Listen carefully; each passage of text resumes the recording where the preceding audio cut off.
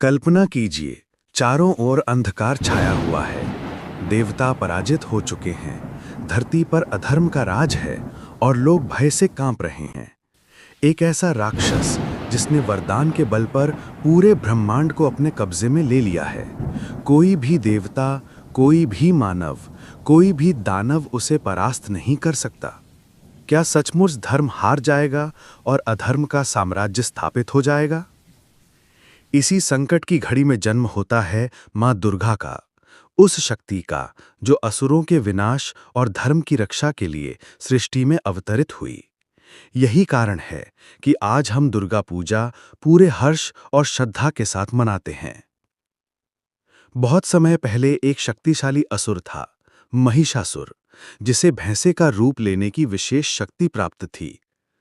कठोर तपस्या कर उसने ब्रह्मा जी से वरदान मांगा कि न तो कोई देवता, न कोई दानव और न ही कोई पुरुष मुझे मार सके। ब्रह्मा जी ने यह वरदान दे दिया, परंतु महिषासुर ने इस वरदान का दुरुपयोग किया। उसने स्वर्ग पर आक्रमण कर देवताओं को पराजित कर दिया। इंद्र, वरुण, अग्नि, वायु सभी देवता पराजित होकर भटकने लगे। महिषासुर ने तीनों लोकों पर कब्जा कर लिया। जब सभी देवता निराश हो गए, तब वे भगवान विष्णु और भगवान शिव के पास पहुंचे। उन्होंने अपनी पीड़ा सुनाई। तभी सभी देवताओं ने अपनी शक्तियों को एकत्रित किया। उस सामूहिक तेज से एक दिव्य रूप प्रकट हुआ, मां दुर्गा। शिव जी ने उन्हें त्रिशूल दिया। विष्णु जी ने अपना सुदर्शन चक्र भेंट किया। इंद्रदेव ने उन्हें वज्र दिया। हिमालय ने उन्हें सिंह वाहन प्रदान किया।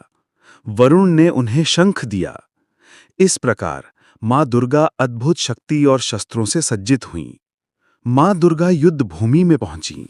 उनकी तेजस्विता से धरती और आकाश कांप उठा। महिषासुर ने उन्हें देखकर पहले हंसी उड़ाई, पर जब युद्ध शुरू हुआ तो उसका घमंड टूटने लगा। ये युद्ध 9 दिनों और रातों तक चलता रहा। मां दुर्गा ने असंख्य असुरों का संहार किया। अंत में 10वें दिन उन्होंने महिषासुर का वध कर दिया।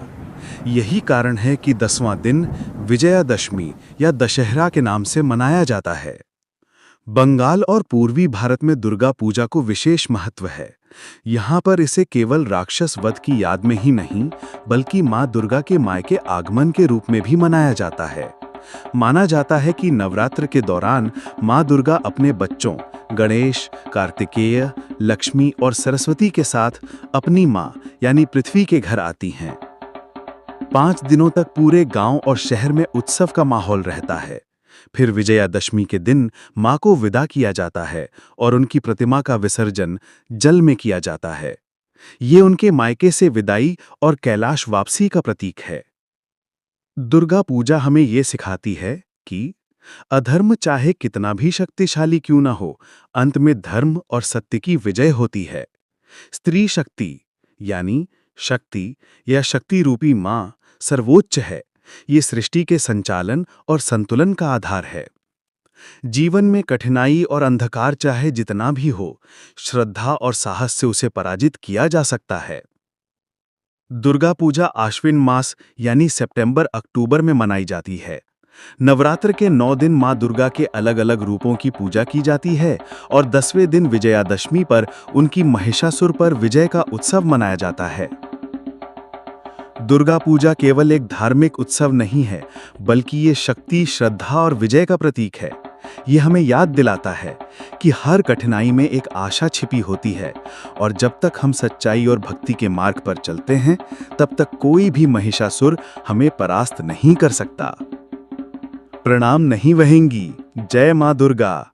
अगर आपको ये कहानी अच्छी लगी हो तो वीडियो को लाइक ज़रूर करें। अपनी राय हमें कमेंट में बताइए। इसे अपने दोस्तों और परिवार के साथ शेयर कीजिए और ऐसी ही और दिव्य कहानियां सुनने के लिए हमारे चैनल को सब्सक्राइब करना ना भूलें।